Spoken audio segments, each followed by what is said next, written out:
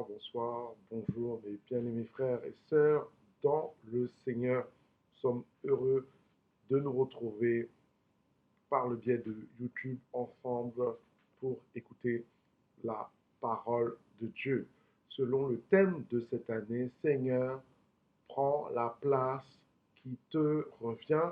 Et dans cette déclinaison de ce mois de mars où nous voulons, Seigneur, prends ta place dans ma vie spirituelle. Alléluia. Alors j'espère que c'est le désir de ton cœur, que c'est notre désir ensemble, que le Seigneur nous irradie de sa présence.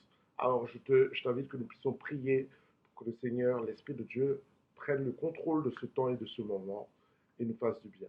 Alléluia. Prions le Seigneur. Seigneur mon Dieu, merci pour ce temps, merci pour ce moment. Ta parole est une lumière sur nos sentiers. Seigneur, éclaire nos vies, éclaire nos cœurs, éclaire notre âme. Aide-nous, Seigneur, à aller plus loin avec toi, à grandir avec toi, à croître spirituellement, afin que tu prennes la place qui te revienne dans nos vies. Viens le faire par ton Saint-Esprit. À tous ceux qui écouteront ce message, aide-nous, Seigneur éternel, à voir l'importance des uns des autres dans l'Église de Dieu. Viens le faire, Père, au nom de Jésus-Christ. Amen.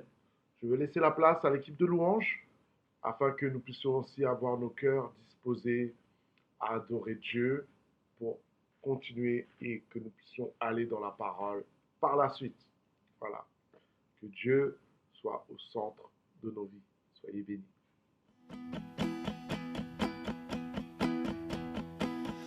Un chant s'élève, les yeux se tournent vers toi, se tournent vers toi. L'espoir naît, les cœurs soupirent après toi, oui après toi. En te voyant, nous retrouvons la force de vivre. Quand nous sommes en ta présence, nos craintes fuient, elles s'enfuient. Hosanna, Hosanna, tu es le roi, le sauveur, à toi la gloire.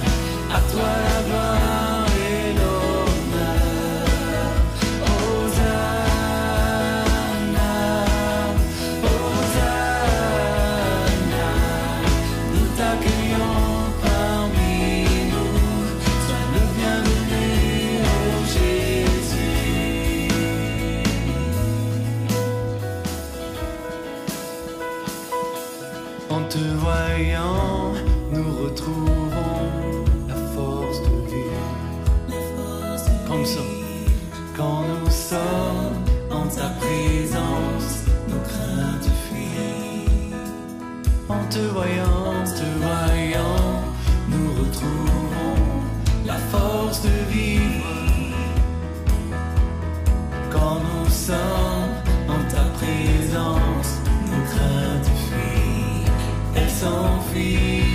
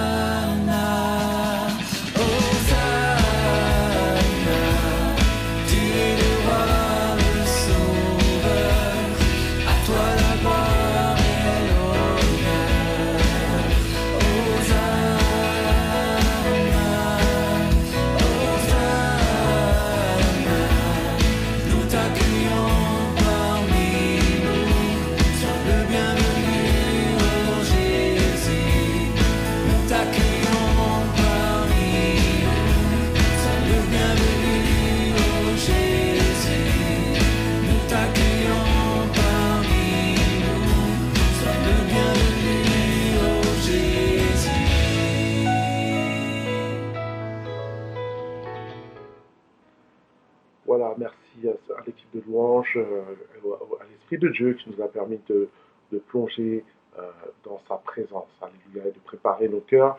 Comme je dis, le thème de l'année est Seigneur, prends ta place. Et dimanche, j'ai apporté le message sur la vie de l'Église, moi et les autres. Et simplement aujourd'hui, nous allons faire un développement toujours dans cette pensée-là, mais cette fois par rapport à la vie de l'apôtre Paul, selon les 10 points. Regardez, voir comment la vie de l'apôtre Paul, comment les autres étaient importants. C'est pour ça que je dis, il y a 3 piliers de la vie chrétienne, la prière, la parole, la communion fraternelle. Et nous allons voir comment les autres ont contribué dans la vie de l'apôtre Paul, où cet échange les uns avec les autres dans son positionnement pour grandir spirituellement. Alléluia. Je veux te dire, mon frère, ma soeur, j'ai besoin de toi. Tu as besoin de moi. Alléluia. Non, mais nous avons besoin les uns des autres. Alléluia. Est-ce que tu peux écrire en commentaire, j'ai besoin des autres. Alléluia. Nous avons besoin les uns des autres. Si tu le crois, écris-le simplement pour le dire à ton frère et à ta soeur pour être encouragé. Donc, comme je dis, mon point que j'avais apporté, c'est que tu es l'Église et tu es arrivé à l'Église par l'Église. Et comment l'apôtre Paul, lui, l'Église est venue à lui, c'est par Ananias. On a vu le développement que j'ai fait, ce message, Ananias, serviteur éclairé, bien sûr, et nous voyons en Actes chapitre 9, verset 10-22, ce moment-là. Donc sachez que Saul est sur le chemin de Damas, il est bloqué par Jésus, Jésus lui parle du ciel et le bloque, le rend aveugle, mais on voit que ce que Dieu est en train de faire, c'est qu'il utilise maintenant un homme, son serviteur, pour être envoyé vers son futur serviteur, Saul de Tarse, pour maintenant lui expliquer les Écritures, pour prier pour lui, pour qu'il reçoive le... Alors on le voit bien, hein, il a reçu la guérison, il a reçu la délivrance, il a reçu le baptême d'eau, il a reçu le baptême du Saint-Esprit. Saul de Tarse ne connaissait rien de tout ça. Et sachez que Dieu Tout-Puissant pouvait expliquer tout cela à l'apôtre Paul en direct. Hein. Dieu n'est pas limité. Mais dans le plan de Dieu, il a voulu qu'il utilise Ananias. Dieu voulait utiliser, il y avait le divin, l'Esprit de Dieu qui agissait, et l'humain qui agissait par l'Esprit de Dieu aussi, pour faire avancer, faire croître l'apôtre Paul dans son cheminement. Il a eu besoin, l'apôtre Paul, dans son cheminement, d'être touché et être dans une communauté. Alors on comprend bien qu'il y a dû avoir des discussions, il y a dû avoir des échanges. On voit qu'il est resté à Damas pendant un certain nombre de temps avec ses disciples, et certainement il a dû poser des questions sur l'Esprit Saint, sur le baptême d'eau, sur Jésus. Et on pense certainement qu'Ananias était là pour l'accompagner dans ses preuves. Même, en fait, dans mon ancienne église, moi, quand on se convertit, les préparations de baptême s'appelaient les premiers pas de la vie chrétienne. Et ben là, le Saul de Tarse vient les premiers pas de la vie chrétienne. Il avait besoin de tout comprendre, de tout apprendre, de tout être expliqué. C'est pour ça que c'est dans le plan de Dieu de t'utiliser, toi, de t'utiliser moi. Nous sommes l'église locale à Argenteuil, mais nous sommes l'église universelle de Jésus-Christ. Quand tu travailles, quand tu es à la maison, quand tu fais le télétravail, quand tu vas voir ta famille, tu es l'église. L'église va vers chacun. Alors, il nous est dit, Romains chapitre 10, verset 14 à 15, il nous est dit, comment donc invoqueront-ils celui en qui ils n'ont pas cru? Et comment croiront-ils en celui dont ils n'ont pas entendu parler? Et comment en entendront-ils parler s'il n'y a personne qui prêche? Et comment y aura-t-il des prédicateurs s'ils ne sont pas envoyés? Selon qu'il est écrit, ils sont beaux les pieds de ceux qui annoncent la paix, de ceux qui annoncent de bonnes nouvelles. Donc on voit que dans le plan de Dieu, pour le salut de l'humanité, Dieu utilise les hommes, utilise les croyants pour être des porteurs de l'évangile. C'est pour ça que nous sommes le sel de la terre et la lumière du monde. Vous êtes la lumière du monde et que nous devons répandre cette lumière. Donc, Saul de Tarse a été éclairé par la lumière de Ananias pour continuer son cheminement spirituel et avancer dans sa croissance spirituelle. Alléluia. Donc, dans le cadre de l'évangélisation, si tu veux connaître Dieu, connecte-toi à une communauté de croyants. Si toi, tu veux plus connaître Dieu, ben, sois avec des croyants qui ont fait une expérience avec Dieu. C'est comme ça déjà que naturellement, à leur contact, tu vas grandir, tu vas parler, tu vas échanger, tu auras des réponses à des questions. Si tu veux voir des personnes sauvées autour de toi, eh ben, connecte-les à des chrétiens. Alléluia. Euh, bon, alors en ce moment, il y a les normes sanitaires et compagnie, mais ça aurait été de manger avec des chrétiens, de présenter tes amis chrétiens, simplement. Parce que juste en les présentant, tu n'as même pas besoin de dire que c'est chrétien. Nous sommes la lumière, et la lumière, elle va avoir un effet. Alléluia. Parce qu'elle va avoir un effet de briller sur les ténèbres. Donc, c'est ce qui s'est passé avec Saul de Tarse et Ananias. Alléluia. Donc, nous continuons. L'église est le lieu de la famille de Dieu. Et on voit qu'Ananias, les premiers mots qu'il a utilisés, alors qu'il a eu la révélation que Saul de Tarse allait être un homme très puissant, un homme extraordinaire dans les mains de Dieu, un instrument de choix, quand il va rencontrer Saul de Tarse, les premiers mots que Ananias utilise, c'est Ananias, verset 17, Actes chapitre 9, verset 17, Ananias sortit, et lorsqu'il fut arrivé dans la maison, il imposa les mains, Saul, disant, Saul, mon frère. Alléluia. Il n'a pas dit Saul, l'apôtre, Saul, grand prédicateur, Saul, évangéliste des nations. Il a dit Saul, mon frère, le Seigneur Jésus t'est apparu sur le chemin lequel venait m'envoyer pour que tu recouvres la vue et que tu sois rempli de l'esprit. Donc on voit cette dimension tout de suite aussi que Saul de Tarse a dû être touché de voir cette appellation. Lui qui était un persécuteur de l'Église, lui qui a fait du mal, qui a approuvé le meurtre d'Étienne, juste avant en Actes chapitre 8. Et là maintenant, celui que j'ai persécuté, que j'ai fait mal, il m'appelle mon frère. Alléluia. Ce qui fait que quand tu es né de nouveau, maintenant tu es rattaché à une maison de Dieu, tu es rattaché à la famille de Dieu, tu peux dire notre Père dans cette vision du pluriel. Donc il y avait cette dimension d'unité, dimension que nous sommes frères, les uns des autres, nous sommes sœurs, les uns des autres, nous sommes une famille spirituelle qui est très importante. Et il y a cette vision 360 après qu'il est bon d'avoir. C'est-à-dire qu'il faut toujours, d'une manière générale pour toi, que tu es comme un mentor, tu es un pôle. Il faut toujours que tu aies un pôle au-dessus de toi, quelqu'un qui t'inspire, qui te fait aller de l'avant. Alléluia. Mais il te faut aussi quelqu'un à côté de toi. Et là encore, la communion fraternelle, un Barnabas, un fils d'exhortation, celui qui est à côté de toi, celui avec qui tu challenges, c'est ton frère, ton compagnon d'armes. Alléluia. Et en même temps aussi, il faut que tu aies un Timothée, c'est-à-dire quelqu'un en qui tu investis ta vie. Dites-vous qu'un des moyens très puissants que Dieu utilise pour la croissance spirituelle, c'est le croyant, ou c'est l'homme de Dieu, ou c'est la personne qui a soif de Dieu. C'est vraiment un moyen vraiment que Dieu utilise. Comme Jésus est venu sur terre, il a pris la forme d'homme, le divin a pris la forme humaine pour marcher sur terre, pour impacter le monde. De la même manière, maintenant, le croyant est rempli de l'esprit, est impacté par l'esprit, saisi par l'esprit maintenant pour impacter aussi les nations, pour impacter tout ce qui est tout son entourage. Plus l'esprit de Dieu est en toi, plus tu vas faire la différence autour de toi, mais dans la vie des gens. Alléluia. Dans la vie, ça va être du concret, ça va être du très palpable, parce que toi, tu es concret. Et Dieu utilise qui est matériel, utilise le matériel, utilise, c'est-à-dire notre sphère, notre corps, notre âme, notre corps, pour maintenant manifester son royaume. Donc pour ça nous sommes des ambassadeurs de Christ. Donc, nous voyons que Ananias appelle Saul mon frère. Alors appelle aussi les gens autour de toi, tu es ma soeur, tu es mon frère. Et on voit cette vision aussi de père. On voit que avant sa conversion, même dans les Écritures, Paul avait un père spirituel dans le sens de Gamaliel qui lui a enseigné. Il a grandi au pied de Gamaliel.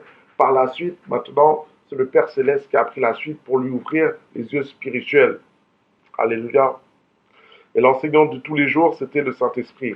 Mais Dieu a confié aussi après à Paul, Ananias et par la suite Barnabas, ce grand frère qui s'est occupé, qui a été là, qui a vu, qui a discerné ce qui a été dans la vie de Saul de Tarse, qui ne l'a pas vu comme ce persécuteur, mais qui a vu déjà le potentiel dans lequel Paul allait opérer. Et ça, il te faut des gens, des Barnabas qui ne voient pas tes défauts, qui ne voient pas les problèmes, qui ne voient pas aujourd'hui qui tu es, mais qui voient déjà, qui ont l'œil de la destinée de voir où tu vas aller, où tu vas te rendre. Et après, on voit que Paul a enseigné cela dans ses lettres. Il parle, 1 Thessaloniciens 5, 25, frères, priez pour nous. Il ne disait pas disciples, il parlait toujours de cette communion de ses frères. 1 Timothée 5, versets 1 à 2, nous dit, ne réprimande pas rudement le vieillard. Donc là, il y a une dimension d'âge dans l'Église. Mais exhorte-le comme un père. Ceux qui ont l'âge de ton père, considère-les dans l'Église comme des pères d'une manière, on va dire, pas dans le sens du bagage spirituel, mais dans le sens de respect. Alléluia. Exhorte les jeunes gens comme des frères. Les jeunes qui sont là, c'est des petits frères, c'est des petites sœurs. Chaque personne qui est dans la maison. Les femmes âgées comme des mères. Amen. Celles qui sont jeunes comme des sœurs en toute pureté. Donc on voit vraiment cette dimension, ce texte nous montre vraiment cette dimension. Selon notre âge, tu vas être un père, tu vas être on a des tontons, on a des tatis, on a des petits frères, on a des petites sœurs. C'est l'Église, alléluia, c'est magnifique, c'est la famille de Dieu. J'aime beaucoup cette vision, ce principe-là de famille spirituelle. Il faut que tu aimes ta famille. Il faut que tu pries pour ta famille. Là, je parle bien sûr terrestre, mais là, je parle spirituel. Il faut que tu aimes ta famille. Il faut que tu soutiennes ta famille. Il faut que tu encourages ta famille. C'est ça la vision que l'apôtre Paul a manifestée. Et dès qu'il s'est converti, Actes chapitre 9, verset 26, lorsqu'il se rendit à Jérusalem, Saul tâcha de se joindre à eux. Saul a toujours eu cette vision de se rattacher à une famille spirituelle, d'être connecté. Ce n'était pas un chrétien papillon, hein, l'expression.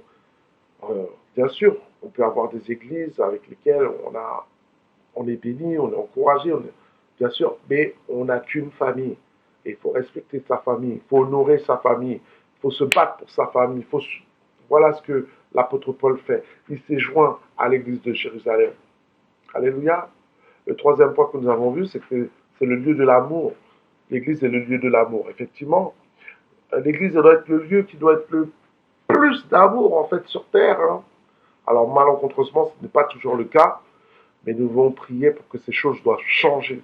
Et l'apôtre Paul lui-même l'a vécu, et même a vécu le rejet de l'Église au début, si vous le voyez, en Actes chapitre 8, verset 1, comme il a été, Saul avait approuvé le meurtre d'Étienne, on voit qu'il a tenté de se joindre à l'Église de Jérusalem, mais qu'il n'a pas accepté, il n'a pas été accepté par l'Église de Jérusalem, et c'est vrai que d'une manière humaine, on peut comprendre.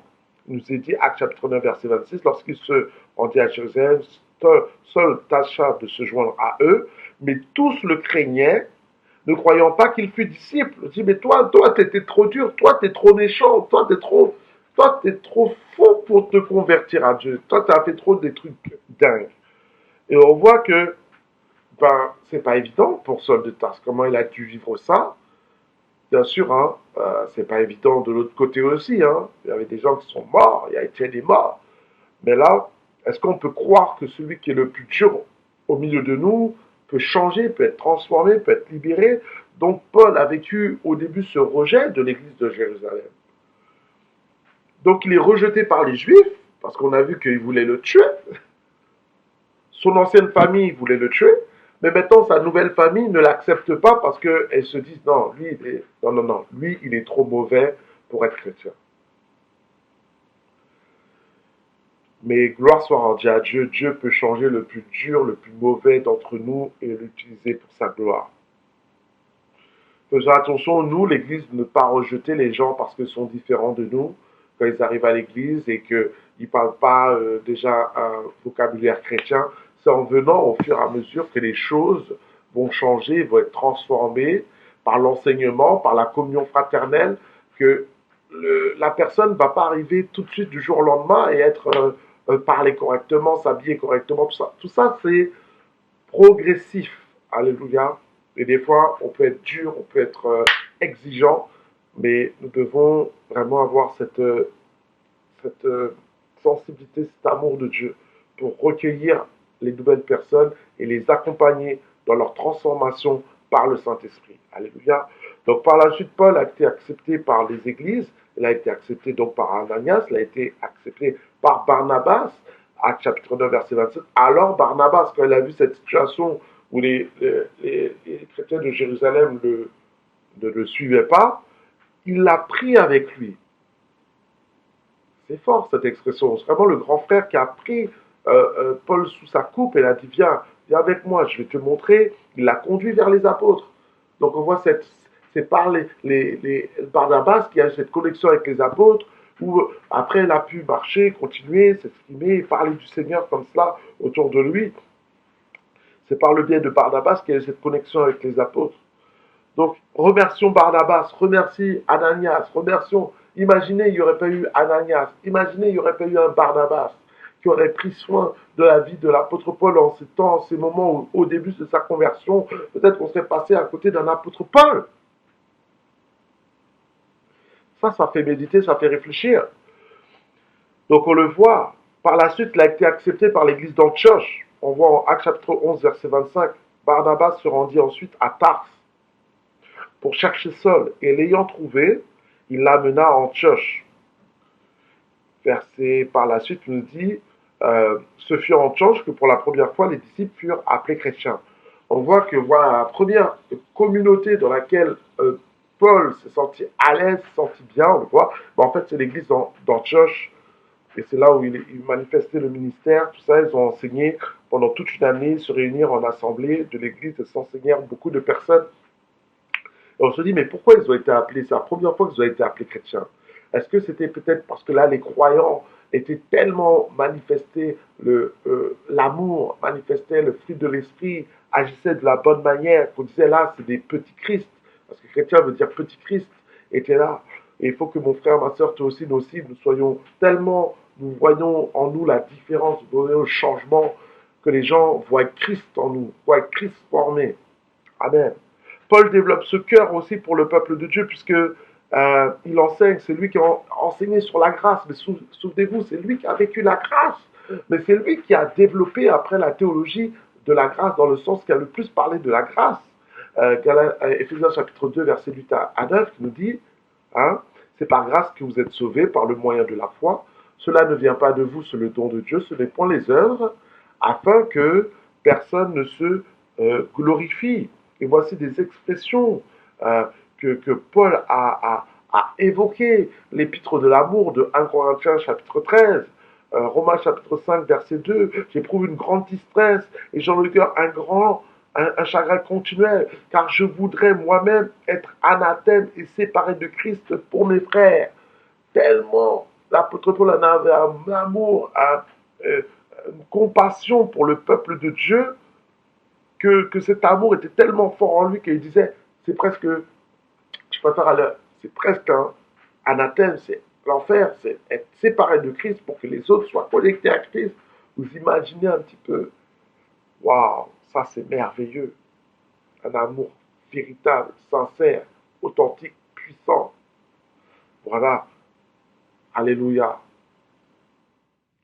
Oui, nous voyons aussi donc que l'Église aussi c'est le lieu de soutien fraternel. On voit l'apôtre Paul était très impliqué dans la vie de l'Église, très à encourager, à booster l'Église, à booster les ministères. Lui-même a été boosté, comme l'a vu par Ananias, par Barnabas, par les apôtres, par les ministères aussi avec lesquels il a travaillé, il a échangé. On voit que Paul a toujours travaillé dans la collégialité. C'est magnifique de voir cela.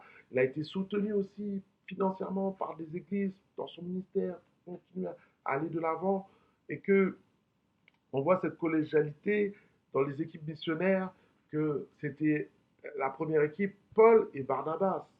Paul n'est pas parti tout seul, je suis l'apôtre des nations, maintenant je vais. Non, il s'est mis en équipe après qu'il y ait eu Paul et Barnabas en Actes chapitre 12, verset 25, hein, Paul et Saul, après s'être acquittés de leur message, sont retournèrent de Jérusalem, emmenant avec eux Jean, nommé Marc. Donc ils ont emmené aussi Marc qui était là, un soutien dans le ministère. Et après, il y a eu cette équipe entre Paul et Silas en Actes chapitre 16, quand Barnabas et Paul se sont séparés.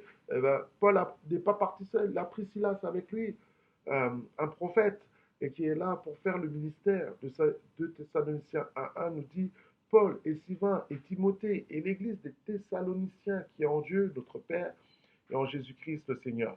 Encore une collégialité. Actes chapitre 13, verset 13, Paul et ses compagnons s'étaient embarqués à Paphos, se rendirent à Perge, en Pyphylie. Jean se sépara d'eux et retourna à Jérusalem. Toujours cette communauté ministérielle qui était là à travailler avec Paul. Maintenant, ce que nous voyons, c'est que Paul a beaucoup encouragé maintenant dans ses écrits euh, à l'encouragement fraternel, comme on l'a vu, saluez-vous les uns les autres par un saint baiser, consolez-vous les uns les autres par consolez-vous les uns les autres, excusez-moi, par ces paroles, vous soumettant les uns les autres dans la crainte de Christ, portez les fardeaux les uns des autres, vous accomplirez la loi du Christ, par amour fraternel, soyez pleins d'affection les uns pour les autres, car honneur usé de prévenance réciproque, accueillez-vous encore les uns les autres, tout ça c'est dans les épîtres, ou plein d'encouragement dans cette vision. Qui a écrit ça? C'est Paul. Donc Paul était attaché à un soutien fraternel et qui était manifesté les uns vers les autres. Voici les références: 2 Corinthiens 13, 12, 1 Thessaloniciens 4, 18, Éphésiens 5, 21, Galates 6, 2, Romains 12, 10 et Romains 15, 7. Nous devons être une église en action, l'amour fraternel en action. Ton amour, ta fraternité doit se manifester. Alléluia. Et c'est pour ça que j'aime voir, il y avait le jeune Noah qui était là, Noah Makita, et je le vois grandir et je le vois prendre des responsabilités. Et je le vois en grandissant, il prend des responsabilités. Il me dit, ah, je suis venu à l'église, je suis venu spécialement pour accompagner son petit frère, pour qu'il fasse les cours de guitare, de batterie, parce qu'il n'était pas encore assez grand pour se déplacer. Il est venu exprès pour l'amener et il était là, prenait des nouvelles, euh, par rapport à sa petite sœur, tout cela. Et ça me faisait plaisir de voir cela. Et c'est ça, la vie fraternelle, la vie, la communion, où chacun doit grandir et prendre l'importance de son frère, prendre l'importance de sa sœur autour de lui. Alléluia. Alléluia. Gloire soit engagée. Voilà, je pense que là, Père. C'est pour ça que nous voyons aussi une situation bien particulière où Paul a soutenu la cause d'un esclave. On voit Onésime en Philémon chapitre 1 verset 9 et voici les textes. C'est de préférence au nom de l'amour que je t'adresse une prière étant ce que je suis Paul vieillard et plus maintenant prisonnier de Jésus-Christ. Je te prie pour mon enfant que j'ai engendré étant dans les chaînes, Onésime, qui autrefois t'a été inutile, mais qui maintenant est utile à toi et à moi. Je le renvoie, lui et mes propres entrailles. Donc nous voyons la vision de l'apôtre Paul, c'était toujours de soutenir, il était l'apôtre des nations, mais il était l'apôtre de la personne. Une par une, il se battait pour cette personne-là, de sa propre main, pour écrire à Philémon. Magnifique, alléluia. Donc, malgré quel que soit le ministère auquel nous sommes appelés, ce que tu as reçu, l'importance, n'oublie pas, une à une personne est importante. Chaque brebis est importante pour le royaume de Dieu. Amen. Voilà maintenant, donc l'Église est le lieu de la formation caractérielle aussi. Hein, le texte nous avons vu que Paul a dû être confronté à beaucoup de difficultés dans l'Église. Ça n'a pas été facile pour lui. On voit que l'histoire de Alexandre le forgeron, de Timothée 4, verset 14, Alexandre le forgeron m'a fait beaucoup de mal. Le Seigneur lui rendra selon ses œuvres. Garde-toi aussi de lui, car il s'est fortement opposé à nos paroles. Dans ma première défense, personne ne m'a assisté, mais tous m'ont abandonné, que cela ne soit point imputé. Donc on voit Alexandre le forgeron, il est dans l'église et il fait du mal à l'apôtre Paul, et l'apôtre Paul doit le supporter, doit être confronté, et ça doit travailler son caractère, la maîtrise de lui-même. Alors il devait certainement être quelqu'un de... On y va, on va de l'avant, hein, mais là c'est la mort à soi-même. On voit aussi Démas de Timothée, chapitre 4, verset 9. Excusez-moi. Viens au plus tôt vers moi, car Démas m'a abandonné par amour pour le siècle présent et est parti pour Thessalonique. Hein? Difficile de vivre cela. Des abandons, des trahisons, des mépris, mais il fallait continuer le chemin, le travail pour l'Église. C'est Paul qui a écrit les fruits de l'Esprit, mais le fruit de l'Esprit, c'est l'amour, la joie, la paix, la patience, la bonté, la bénignité, la fidélité, la douceur, la tempérance. Il a persévéré. Il a dû avoir un caractère fort dans le Seigneur pour faire face à toutes ces difficultés. Alléluia. Vraiment remarquable. Quand on prend le temps de méditer sur la vie de l'apôtre Paul, vraiment, tu vois que vraiment, il y avait une profondeur spirituelle, pas simplement dans les dons spirituels, dans la manifestation de la puissance, mais dans le caractère aussi, était éprouvé et ressemblait à celui de Christ. Amen. Sixième point, l'Église, le lieu de la correction. L'apôtre Paul a écrit de Timothée 3, verset 16. Toute écriture est inspirée et est utile pour enseigner, pour convaincre, pour corriger. La parole est faite pour corriger, pour instruire dans la justice. Et on voit aussi que Paul a été corrigé par le Seigneur. C'est ça qui l'a stoppé et qui l'a ramené sur le droit chemin, sur le chemin de Damas, effectivement. Mais on voit aussi que Paul lui-même, après, dans son ministère, a dû reprendre, et pas n'importe qui, l'apôtre Pierre qui était là, et vous savez qu'il y avait à un moment ce débat entre les gentils, c'est-à-dire les chrétiens issus du monde non juif, et les judéo-chrétiens, les juifs qui se sont convertis au christianisme, et il y a eu un moment ce débat qui était là, et à un moment Pierre est là, Galates 2, verset 10, et il se comportait de manière un petit peu hypocrite, voyez. Et alors qu'il se comporte de cette manière-là, parce qu'il restait avec les judéo-chrétiens et les mettait de côté un petit peu les gentils, eh ben là, Paul, il a agi et il a corrigé, Céphas. C'est ça, verset 11. Lorsque Céphas vint à Antioche, il lui résistait en face parce qu'il était répréhensible. En effet, avant l'arrivée de quelques personnes envoyées par Jacques, il mangeait avec les païens. Et quand elles furent venues, il s'esquiva et se tint à l'écart par crainte des circoncis. Vous voyez, ça c'était pas une bonne attitude. Il y avait besoin de correction. Et Paul, malgré que c'était l'apôtre Pierre, et ben il l'a corrigé, bien sûr avec douceur amour, mais c'est ça. C'est lui l'enseigné aussi Timothée, comme j'ai dit dans le texte de Timothée 4.2, 1 Timothée 5.20, un jeune pasteur Timothée en formation qui était là, mais il lui a dit, insiste en toute occasion, reprend, censure, exhorte. Euh, voilà la vision que Paul avait compris que c'était important, que quand les choses ne vont pas bien, il faut dire les choses avec douceur et amour, pas pour casser, pas pour briser, non, mais pour que les choses se remettent sur le droit chemin avec amour, tout en instruisant. Voici ce que nous dit la parole. Alléluia. L'église, le lieu d'enseignement, c'est encore Paul qui a enseigné à Éphésiens 4, chapitre 11, un verset très important pour les ministères. Il a donné les uns comme apôtres, les autres comme prophètes, les autres comme évangélistes, les autres comme pasteurs et docteurs. Pourquoi? Pour le perfectionnement des saints en vue de l'œuvre du ministère d'édification du corps du Christ, afin, verset 15, nous croissions à tous égards en celui qui est le chef, Christ. Et comme on le dit, lui-même a été au bénéfice du ministère de docteur de Gamaliel, malgré qu'il n'est pas encore converti. Il avait reçu la loi, voilà, par cela. Ah, ça, c'est Actes chapitre 22, verset 3. On nous dit, instruit au pied de Gamaliel, dans la connaissance exacte de la loi de nos pères, plein de zèle pour Dieu, comme vous l'êtes vous aussi, avec sa compréhension à l'époque.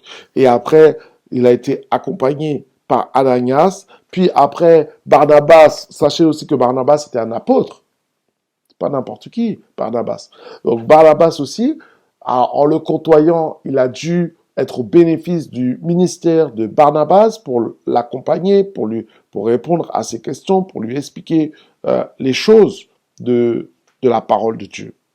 Et c'est ça qui a fait par la suite qu'il a prêché. Une fois que les choses, il a compris, il a allé prêcher. Alléluia.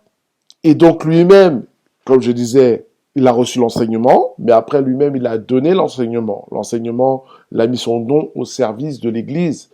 Pour l'avancement du royaume, on voit toujours qu'il a été rattaché à l'Église. Actes chapitre 20, verset 20. Vous savez que je n'ai rien caché de ce qui vous était utile. Je n'ai pas craint de vous prêcher, de vous enseigner publiquement dans les maisons. Alléluia. Donc, continuellement, le ministère d'apôtre de Paul, c'était un enseignement. L'enseignement, tous les jours, dans la parole. Emmener, former les disciples, développer les disciples.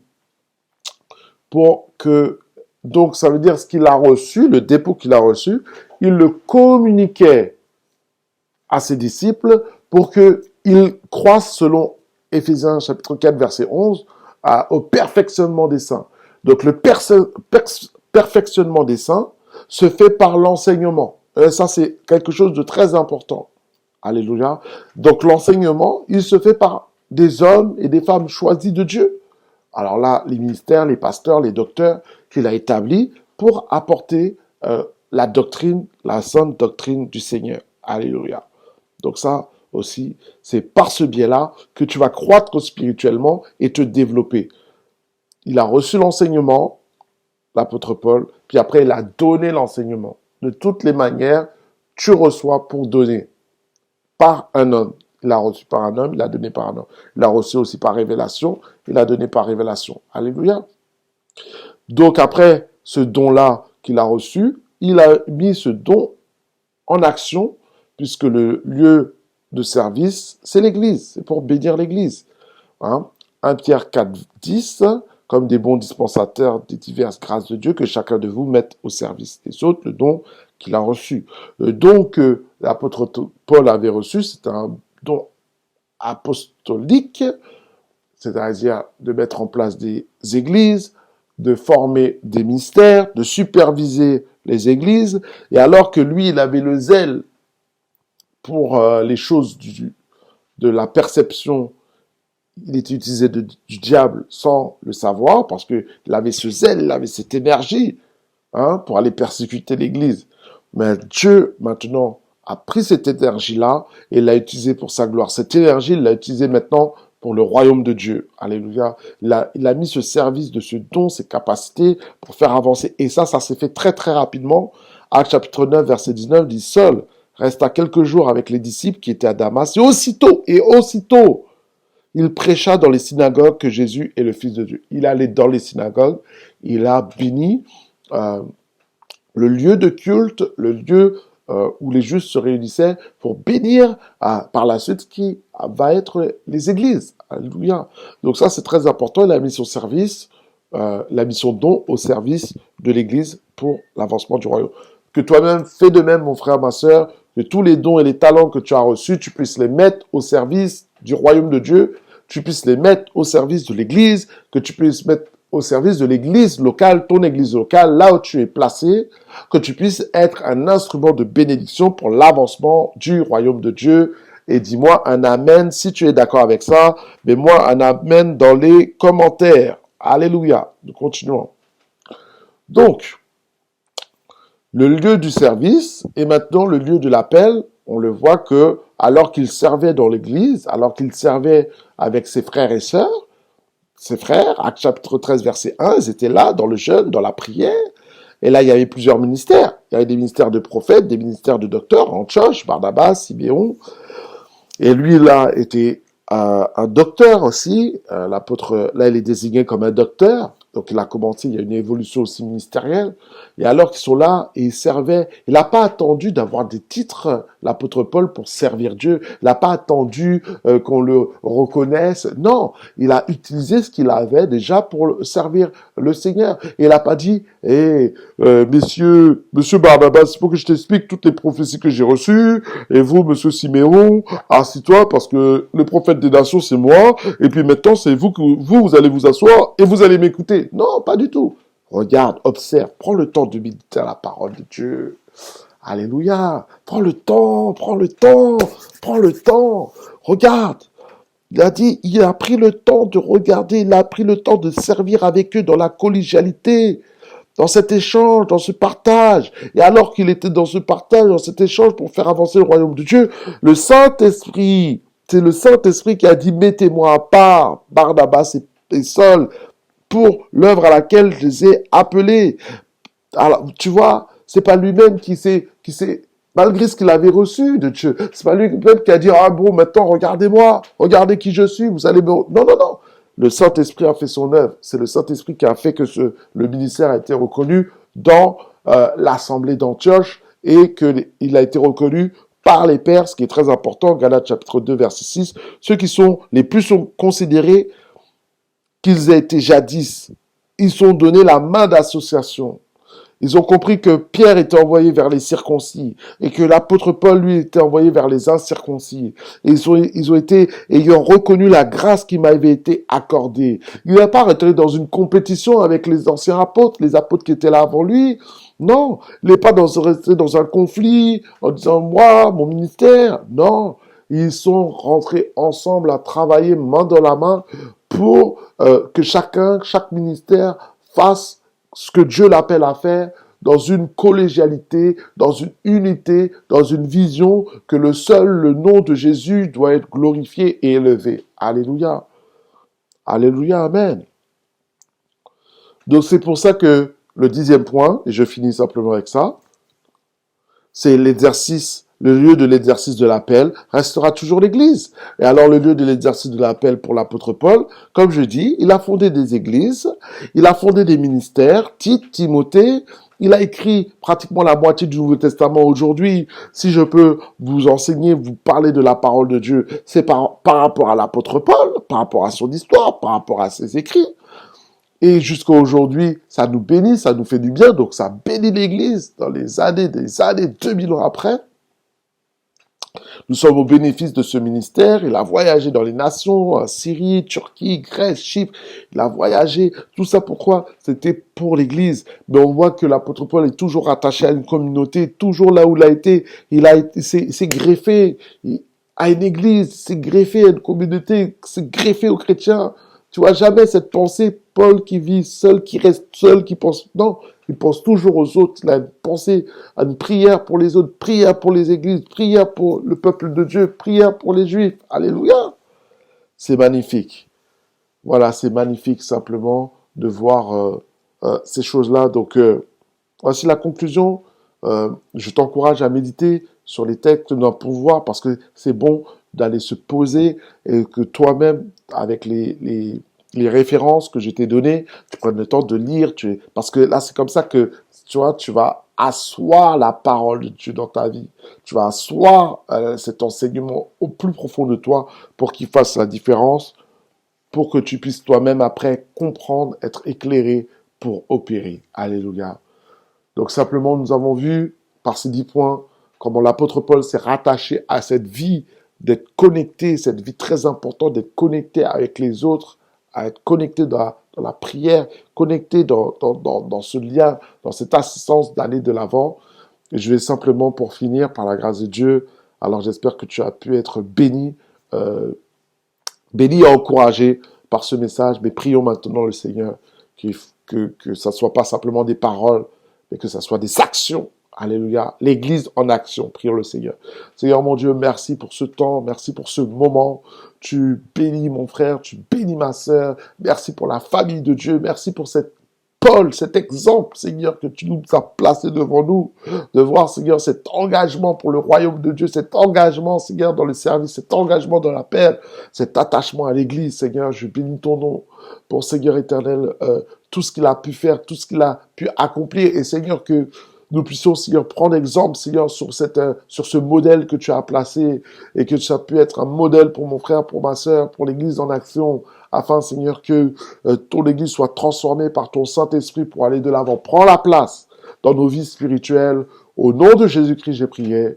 Et nous disons ensemble, Amen, Amen, Amen et Amen. Voilà, simplement, que Dieu te bénisse, que Dieu te fasse du bien. Mon frère, ma sœur, restons connectés au Seigneur. Soyez bénis.